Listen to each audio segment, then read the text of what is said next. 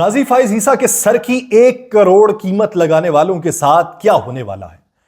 PTI के अंदर कितने घुसपैठिए हैं जो खान से मुतल्लिक अफवाहों को जन्म देते हैं? पाकिस्तान तहरीके इंसाफ के पकड़े गए सोशल मीडिया इन्फ्लुएंसर पर तहरीके टीपी से ताल्लुक कैसे जोड़ा गया और क्या कुछ मुकदमे में डाल दिया गया है? एस्टैब्लिशमेंट ने किस से वादा वफा नहीं किया जिसके बायस वो शख्सियत जो है वो ज़हनी तनाव यानी फ्रस्ट्रेशन का शिकार हो चुकी है। हुकूमत आईपीपी से मुआहिदे खत्म ना करने का तहैया कर चुकी है, तो फिर बिजली के बिलों का क्या बनेगा? आप सब पर सलामती हूं, मैं यासिर रशीद हूं और आप मेरा वीलॉग देख रहे हैं। नाज़रीन, इस मौजूदा सूरत हाल में कल के दिन एक जो बड़ी धमकी गाजी फाइज ईसा साहब को दी गई थी, उस धमकी के हवाले से जो प्लान किया गया और इस ज़मन के अंदर वफाकी हुकूमत ने जो इकदामात उठाए हैं उसके ऊपर बिलखुसूस बात करनी है। लेकिन उससे पहले पाकिस्तान तहरीके इंसाफ से मुतल्लिक बात कर लें कि पाकिस्तान तहरीके इंसाफ के अंदरूनी मामलात क्या हैं, केसेस के हवाले से क्या हैं और कितने अफराद जो हैं जिसके ऊपर एक क्वेश्चन मार्क लगा हुआ है। हामिद खान साहब जो बानी रहनुमा हैं पाकिस्तान तहरीके इंसाफ के, उन्होंने बानी पीटीआई और शाह महमूद कुरैशी के पाबंदे सलासिल की वजह से क़यादत के खला का इंदिया दिया है कि इस वजह से क़यादत का खला। उन्होंने कहा कि जो इमरान खान से मुलाकात करते हैं वो उनसे मिलने वाली हिदायत की मुख्तलिफ तशरीह कर देते हैं। कुछ लोग जो हैं वो अपनी ज़ाती तशहीर के लिए ऐसा करते हैं और कुछ लोग ऐसे हैं जिनसे मुतल्लिक हमें तशवीश है और शक है कि वो पार्टी के साथ मुखलिस नहीं है। ऐसे कुछ और भी हैं जो पार्टी के अंदर इख्तलाफात बढ़ाने के लिए बयानात देते हैं। अब उन्होंने जो कैटेगराइज किया इस ज़मन के अंदर वो कौन कौन सी शख्सियात की बात कर गए, उन्होंने कहा कि जो पार्टी के लिए नुकसानदेह थे उनको काफ़ी हद तक साइडलाइन कर दिया गया। चंद का तो पता चल गया, जिनमें से एक शेर अफजल मरवत है जो किसी और मकसद के लिए आया था। शेर अफजल मरवत ज़ाती तशहीर करता था, बयानात दे के पार्टी को नुकसान पहुंचाता था। ये शेर अफजल खान मरवत के हवाले से उन्होंने बात की।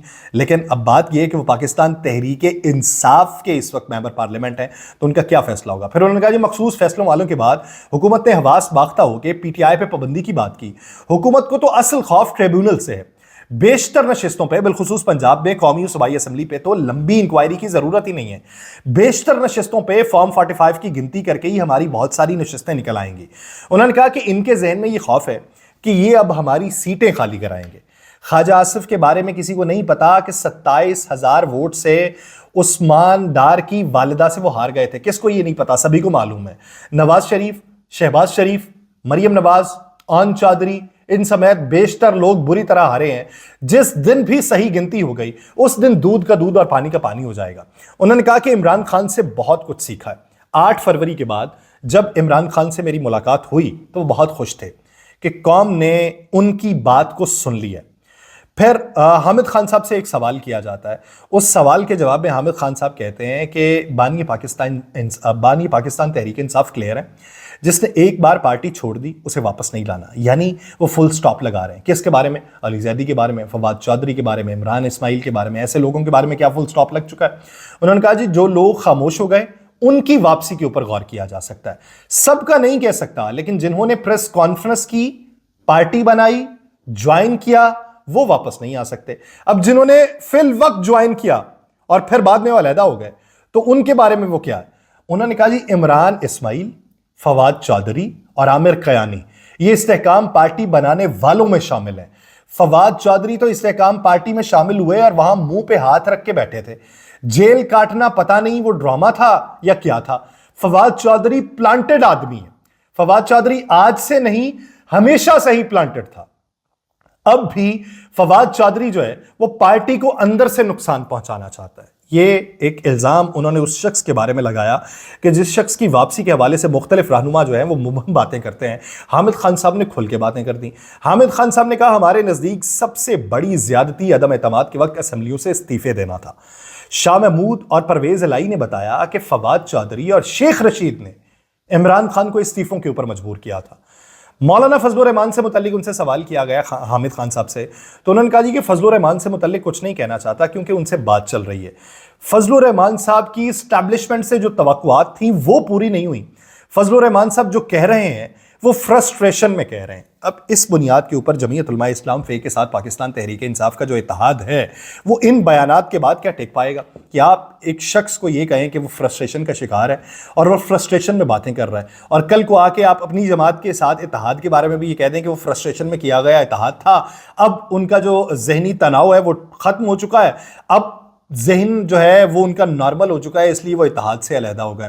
तो इस ज़िमन के अंदर वो इत्तेहाद किस हद तक देरपा हो सकता है, इत्तेहाद किस हद तक मजबूत हो सकता है, ये एक बात। दूसरी बात ये कि जो लोग वापसी की उम्मीद लगाए बैठे थे, हामिद खान साहब की बातों को किस हद तक अहमियत दी जा सकती है कि वो पाकिस्तान तहरीक इंसाफ के बानी अराकीन में से हैं, और बानी अराकीन के बारे में बहुत सारे लोग पहले बातें कर चुके हैं। शेर अफजल खान मरवत ने हामिद खान के ऊपर एतराज़ उठाया था और फवाद चौधरी ने भी हामिद खान के ऊपर एतराज़ उठाया था।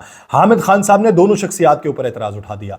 जब दोनों शख्सियात के ऊपर एतराज़ उठाया तो अब उन शख्सियात की वापसी के हवाले से या हामिद खान साहब की पार्टी में टिकने के हवाले से क्या बातें हैं। लेकिन यह बात तो हमें मालूम पड़ती है कि पाकिस्तान तहरीक इंसाफ को बहुत सारे लोग अंदरूनी तौर पर नुकसान पहुंचाना चाहते हैं, लेकिन इस केओस के माहौल में बहुत सारी प्लानिंग्स जो हैं वो अगर जल्दबाजी में की गई तो वो कहीं ना कहीं पे जाके पाकिस्तान तहरीक इंसाफ को उसका फायदा ही हुआ। वो बयानात की सूरत में हो, वो इत्तेहाद की सूरत में हो, वो लाहे अमल की सूरत में हो, कहीं ना कहीं पे फायदा जरूर हुआ। लेकिन इन हालात में कि जब पाकिस्तान तहरीक इंसाफ को जलसे करने चाहिए, उन्हें अपनी मज़ामत की जो तहरीक है उसको मजबूत करना चाहिए, वो तमाम तर जो रुजू है वो अदालतों से किए बैठे हैं, और अदालतों से किए जाने वाला जो रुजू है वो किस हद तक उनके हक में होगा और किस हद तक उनके सियासी मज़ामत की जो स्पीड है उसको स्लो कर देगा, ये देखने वाली सूरत है। दूसरी तरफ काजी फाइज ईसा साहब की सर की कीमत लगाई टीएलपी के नायब अमीर ने, ज़हीरुल हसन शाह, वो आज उकाड़ा से गिरफ्तार कर लिए गए, नामालूम मकाम पे मुंतकिल कर दिया और ज़हीरुल हसन शाह के खिलाफ चीफ जस्टिस को धमकी देने का मुकदमा दर्ज किया गया। आज इस्लामाबाद में प्रेस कॉन्फ्रेंस की वफाकी वज़ीर एहसन इकबाल और ख्वाजा आसिफ ने, उन्होंने कहा जी कि चीफ जस्टिस के कत्ल के फतवे देने वालों के खिलाफ सख्त कार्रवाई की जाएगी और किसी को इस तरह की शरंगेजी की इजाज़त नहीं दी जाएगी। ख्वाजा आसिफ साहब ने कहा कि पाकिस्तान में मज़हब के नाम के ऊपर खून खराबे की कोशिश की जा रही है और सुप्रीम कोर्ट इस मामले के ऊपर अपने फैसले की वजाहत भी दे चुकी है, अब सिर्फ प्रोपेगेंडा किया जा रहा है। फिर उन्होंने ये भी कहा कि फैसला हक में आ जाए तो आप हक में बोलने लगें, फैसला खिलाफ आ जाए, आपकी मर्जी के खिलाफ हो तो आप अदलिया के खिलाफ प्रोपेगेंडा करने लगते हैं और अदलिया के खिलाफ आप पूरी कंपेन चलाने लगते हैं। बहुत अच्छी बात है। कल जब ये धमकी दी गई थी तो मैंने कल व्लॉग के अंदर ये तज़किरा भी किया था कि काजी फाइज ईसा साहब के सर की कीमत लगाई गई कि जो उसका सर उतार के लाएगा मैं 1 करोड़ ज़ाती हैसियत में उसे दूंगा, ये कहा गया ज़हीरुल हसन साहब की जानिब से। आज वो गिरफ्तार कर लिए गए। हुकूमत वक्त को ये मालूम पड़ गया कि अदलिया के ख़िलाफ़ अगर इस तरह की मनसूबाबंदी की जाएगी और इस तरह की मुहिम चलाई जाएगी तो ये पाकिस्तान में नफ़रत और दहशतगर्दी, शर्मगेज़ी, नफसा नफसी के माहौल को परवान चढ़ाएगा। तो वफाकी हुकूमत को ख़ुद भी ये सोचना चाहिए कि सिर्फ जज काजी फाइज ईसा साहब नहीं हैं, सारे जजेस मोहतरम होते हैं। अगर फैसला सियासी नौइयत का आपके खिलाफ आ जाए तो 8 जजेस के बारे में किसने बातें की थी? किसने कहा था कि आहिनी हाथों से निपटेंगे? किसने ये कहा कि आपके ज़मीर बिके हुए हों तो हम क्या कर सकते हैं? किसने ये कहा कि आप किसी ऐसे शख्स को लाना चाहते हैं जो मुल्क के अंदर इंतशार फैलाना चाहता है? किसने ये कहा कि आप अदालती कत्ल करने वालों में से हैं? किसने ये कहा कि आप सियासी तख्ता उलटने वालों में से हैं? किसने ये कहा कि हम आपको देख लेंगे? किसने माजी में ये कहा था कि आपने रहना भी इधर ही होता है? किसने बाकायदा तौर पे उनकी वीडियोस जारी की थी? किसने प्रोपेगेट किया था? अगर आपको इस बात का एहसास हो चुका है इन दिनों में तो आपको माजी का भी एहसास होना चाहिए। इस नुक्ते के ऊपर खुद को मरकूज कर लीजिए तो हो सकता है हालात इस नहज तक ना पहुंचे और किसी की इतनी जुर्रत ना पड़े कि वो बबांगे दोहल खड़ा होके मुल्क की सुप्रीम कोर्ट के चीफ जस्टिस के बारे में बात करें या किसी भी अदलिया के जज के बारे में बात करें, किसी भी सतह के जज के बारे में बात करें। या आप ऐसा ट्रेंड सेट करें, अखलाकी तौर पे खुद को मजबूत करें, मॉरली आपके पास ग्राउंड्स मौजूद होनी चाहिए किसी दूसरे के बारे में बात करने की। मैं किसी को कोई तहफ़्फ़ुज़ पहुंचाने की बात नहीं कर रहा, मैं किसी के बारे में बात नहीं कर रहा कि उसने जो धमकी दी वो आईन और कानून के मुताबिक थी। मैं सिर्फ ये बात कर रहा हूं कि तमाम तर चीज़ें आईन और कानून के मुताबिक होनी चाहिए। तमाम तर लोगों को नकेल आईन और कानून के मुताबिक डालनी चाहिए। यह नहीं होना चाहिए कि किसी के पास इख्तियार हो, किसी के पास ताकत हो, किसी के पास बड़ा जत्था हो, किसी के पास बड़ा ग्रोह हो, कोई भी उठे और आके धमकी लगा दे। कतई तौर पे ऐसा नहीं होना चाहिए। ये ट्रेंड सेट अगर आप कर लें तो आपके लिए भी आसानी होगी और ममलिकत खुदादाद पाकिस्तान के लिए भी बेहतरी का मंजरनामा होगा। दूसरी तरफ बात ये कि डिमांड्स रखी गई जमात इस्लामी की तरफ से कि आईपीपीएस से मुआहदे जो हैं उसको देखा जाए। अवैस लगारी साहब ने कहा कि आईपीपीएस से मुआहदे यकतरफा तौर पे ख़त्म करके हम रेकोडेक की तरह 900 मिलियन डॉलर के जुर्माने अदा नहीं कर सकते। बिजली की कीमत पे कमी के लिए इकदाम कर रहे हैं। कैपेसिटी पेमेंट्स जो हैं उससे मुतल्लिक मुज़ाकरात किए जा सकते हैं। अमेरिकी डॉलर अगर 2015 के रेट पे रहता तो कैपेसिटी पेमेंट्स जो थी वो 2100 अरब रुपए की बजाय 800 अरब रुपए होती। तो ये किसने पहुंचाया? 2015 को छोड़ दीजिए, 2020 से ऑनवर्ड्स देखिए, आपकी हुकूमत आई तो उस वक्त डॉलर कितने का था? ये तो भला हो पाकिस्तान तहरीक इंसाफ का कि पाकिस्तान तहरीक इंसाफ ने रिव्यू कर लिया। वो डॉलर जो था 2019 में जो मुआहदे रिवाइव किए गए थे उसके अंदर डॉलर की कीमत को कम रख लिया गया था। अभी मौजूदा सूरत हाल पे होती, आप 2015 की बात करते हैं, ये पाकिस्तान तहरीक इंसाफ ने किया था हुजूर, कि पाकिस्तान तहरीक इंसाफ ने एक लॉक लगा दिया था डॉलर की कीमत के ऊपर।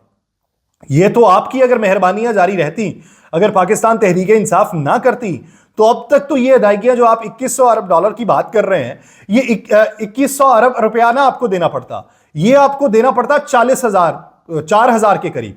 जब 4000 आप देते ना तो फिर आपको लग पता जाता कि आपके साथ बना क्या है, आपने करना क्या है। ये तो 2019 में उन्होंने किया था।